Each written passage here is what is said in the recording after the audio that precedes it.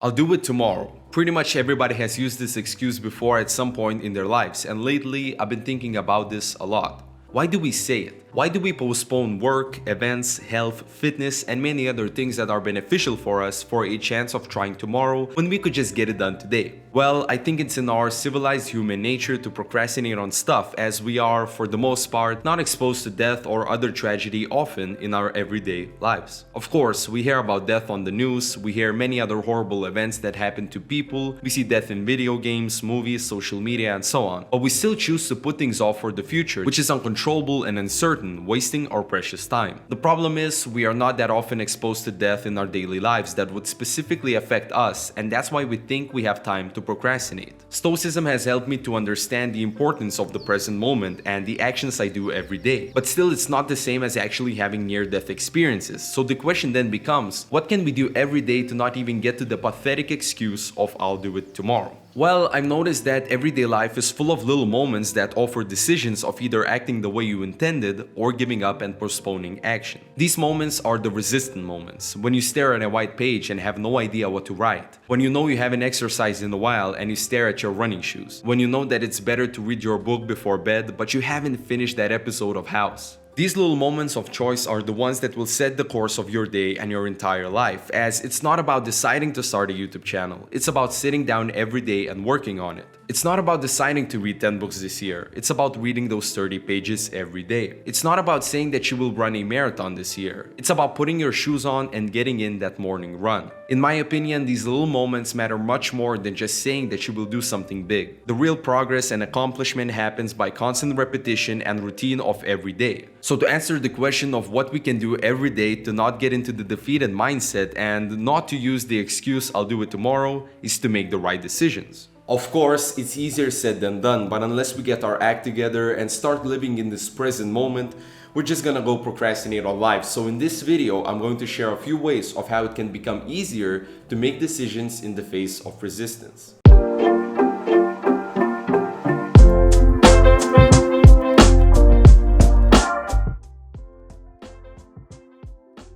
Planning and preparing for the upcoming day can be an extremely helpful tool in order to get things done. The next time you dread to do some task, ask yourself, how can I minimize the resistance? The moment of choice will come and you will have to make a decision, but by preparing for it in advance, you can make the resistance more bearable. Let's say you want to wake up at a specific time without hitting snooze and oversleeping. So the night before, you put your alarm clock away from your bed so you would need to get up in order to turn the alarm off. You put a glass of water near the clock so you could drink it the moment you turn off the alarm and hydrate yourself, having a little boost in energy, and you use a regular alarm clock instead of just your phone so you don't waste any time getting caught up in the notifications you received while you were asleep. This is what's called building the atmosphere for success, and that's how you minimize your resistance on the tasks you need to do but don't want to. So what's next? You got up early, so after the morning drowsiness wears off, you are more likely to get another thing done that is beneficial for you. And after that, another and another. And that's how just a little moment of resistance can change the course of your day. Either you achieve the snowball effect, or if you choose to not act the way you intended,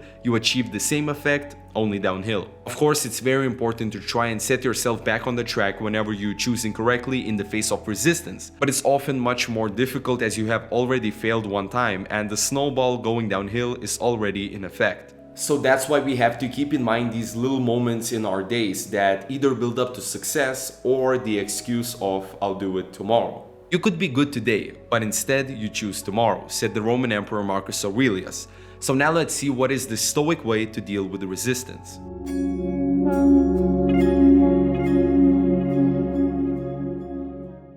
In Stoicism, the act of reason is put above everything else when it comes to the choice of either doing the right thing or not. When you do something because it corresponds with the four main Stoic virtues of justice, courage, temperance, and wisdom, you are rewarded for your virtuous actions by achieving or getting close to achieving eudaimonia, the state of flourishing and happiness. This means that the Stoic approach to resistance is not to just achieve success when doing the right choice, it's about becoming happy. So whenever you come across a decision that requires action to either benefit you or hurt you, think about what is the reason behind this specific choice. If you know you have to get some work done, but you also want to hang out with your friends, turn to reason to make the decision for you. And in this way, you get rid of some anxiety in making the right call. The reason in this situation is to get some work done and maybe put off meeting with your friends for another time, when you acted virtuously for some time and can reward yourself with this leisure. Another Stoic practice that could help to deal with daily moments of resistance is memento mori, a Latin expression of remember you will die. You could live life right now.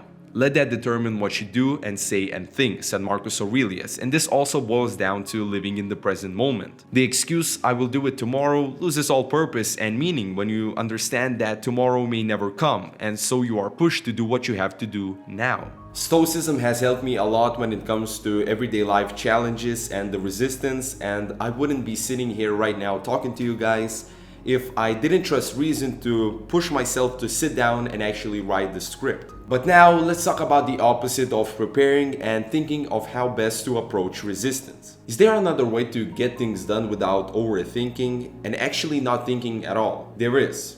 The 5-second rule.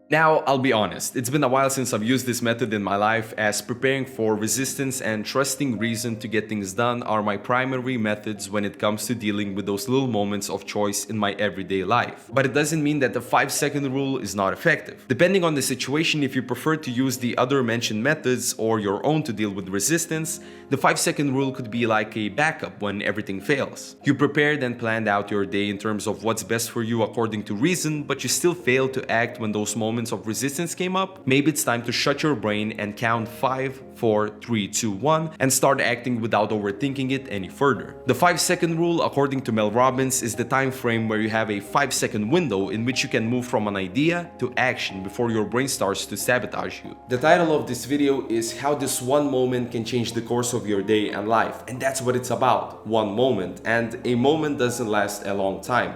So that's why I think the 5-second rule is so effective to stop overthinking, and actually is a great way to take immediate action. You could say that this is kind of similar to the Stoic act of reason, because you do the thing just because you have to and it's the right thing. But with the 5-second rule, you just do it. You just act and don't even think. Preparing and planning, using Stoicism, and sometimes the 5-second rule as a mental crutch has helped me tremendously to improve my work ethic and make the right decisions when it comes to moments of resistance. Of course, I fail a lot, but as long as I don't give up and keep pushing myself every day, I can achieve what I set out to do. And I hope that these 3 ways to overcome resistance can be helpful for you to do that as well. Thank you so much for watching this video, and if you enjoyed it and found it helpful and informative, please leave a like and subscribe for more weekly self-improvement content. Also, don't forget to follow me on Twitter and Instagram. I'm more active on Instagram, so be sure to follow me there. And also, if you want to support this channel, there's going to be links both to my PayPal and my Patreon in the description. Social media links are gonna be in the description as well. Thank you again for watching, guys, and stay on your journey.